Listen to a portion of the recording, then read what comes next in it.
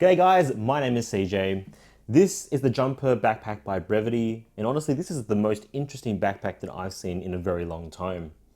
Let's take a look.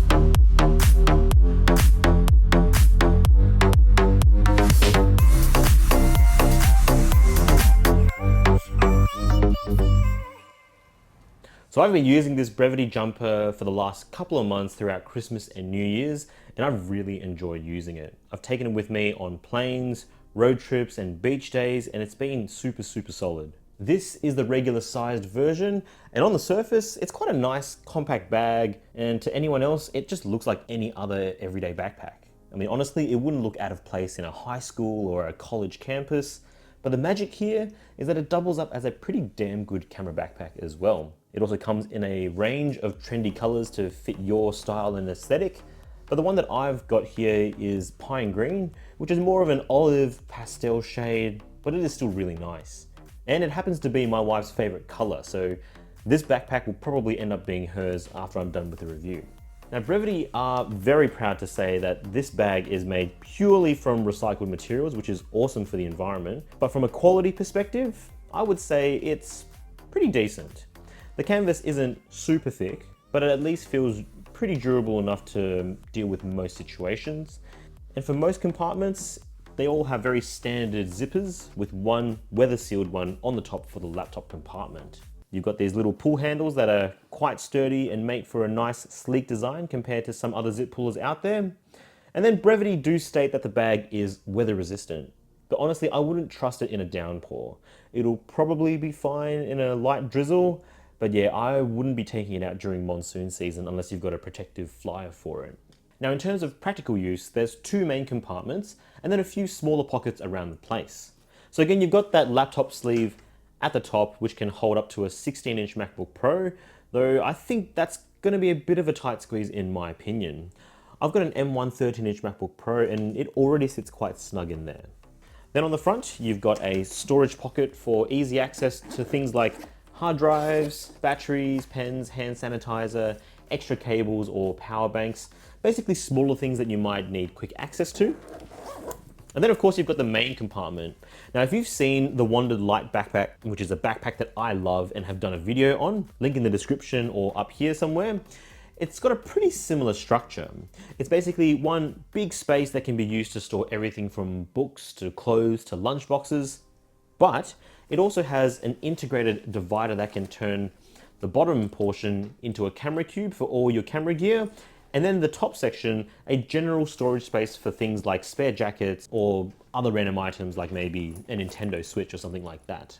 Up here, there's even a smaller patch for things like sunglasses or a phone. And then if you're using it as a camera bag with the divider up, you can get access to your gear through this front flap here, or you get the convenience of a side quick access flap here as well for on-the-go access to your camera. So you can basically flip the bag sideways, open up the flap, and whip the camera out. Really easy and convenient. None of this having to take off the backpack, lie it down on a surface, open it up from the front to grab the camera.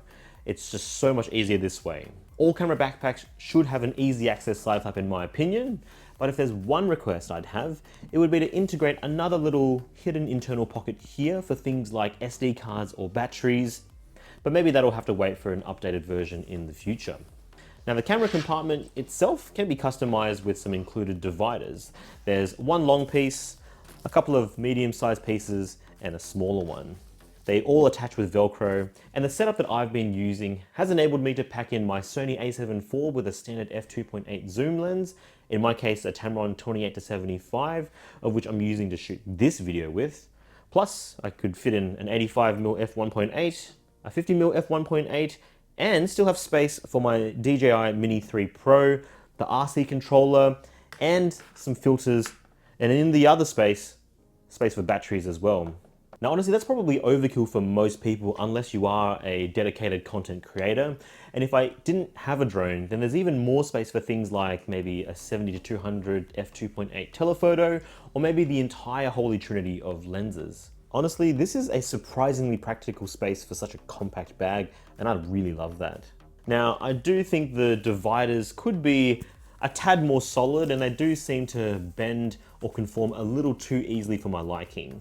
That being said though, throughout all of my use, I've never felt like my gear was at risk if, for example, I dropped it or something like that. Then on the outside, on top, you've got some sturdy grab handle, and on the side, you've got an expandable pocket to fit either a water bottle or a small travel tripod where you've got a secure strap to hold it firmly for extra security.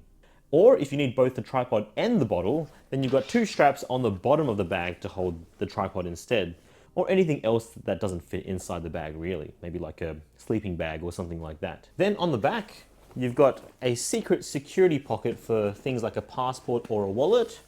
You've also got a luggage pass-through, which honestly doesn't work particularly well with really large check-in suitcases, but it works absolutely fine for medium to small carry-on suitcases. Plus, of course, you've got some ventilated foam for those longer and warmer days.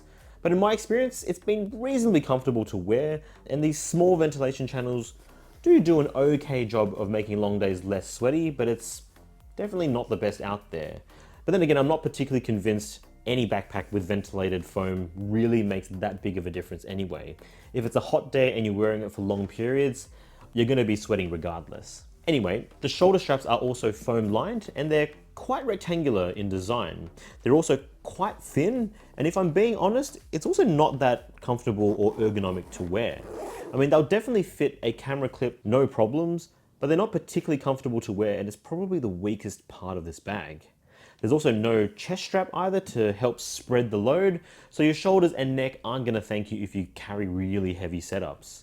With my setup, as mentioned before, with a mirrorless camera, a standard 2.8 zoom, a couple of primes and a DJI Mini 3 Pro, plus a few batteries and accessories, the bag was right at the limit for my own personal comfort. Any more, and I don't think we would have been able to carry it for particularly long periods at a time.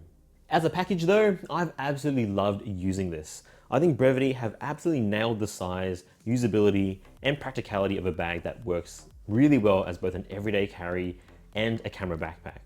I love that it looks so wonderfully simple and stealthy that most people won't know it's a camera backpack.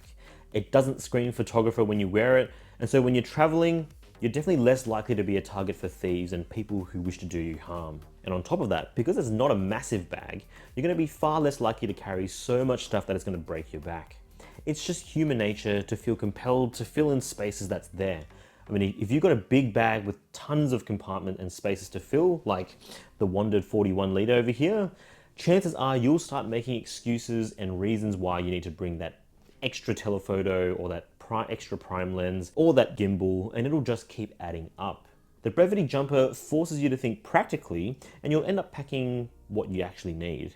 And this is exactly what I found when I went traveling recently. And also in a more philosophical note, it also reminds me about how gas or gear acquisition syndrome is so notorious among photographers and tech heads, and we definitely buy gear that we often don't need. This helps us keep things simple and break things down to the essentials. In any case, whether it was out in the city, on outdoor hikes, or days on the beach, the Brevitē Jumper never stood out, and that's a massive plus for me. Then, if you don't need your camera gear, as mentioned before, it'll work brilliantly as a general everyday backpack. Over the last few months, it's seen a decent bit of action, and it has held up really well. There are some very small signs of wear and tear here, and time will tell if it'll keep holding up, but I've really enjoyed using it so far. It starts at $169 for the regular size. The larger model will cost a little bit more at $189, and so if you're looking for just a normal backpack, then yes, it's a little bit pricey, but from a camera backpack perspective, it's actually quite reasonably priced and in my opinion, quite cheap given how versatile it is. It massively undercuts dedicated backpacks like the Peak Design backpack, which can cost up to $280, or the Wandrd Lite, which can start at $240. Now, of course, those bags will have a few more dedicated camera-focused features like better weatherproofing, more thoughtful ergonomics, but then small compromises are expected given how much cheaper this bag is. And the fact that this doesn't scream camera backpack and it's being sold at this price, I still think it's amazing value.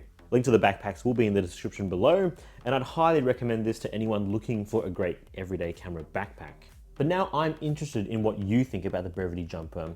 Is this something that you'd use? Or are there any other similar bags that you'd like me to review? Let me know in the comment section below. Thanks so much for watching the video. Give us a like if you enjoyed it, subscribe for more, and of course, ding the bell icon so you don't miss out. Stay safe out there, and I'll catch you in the next one. Cheers.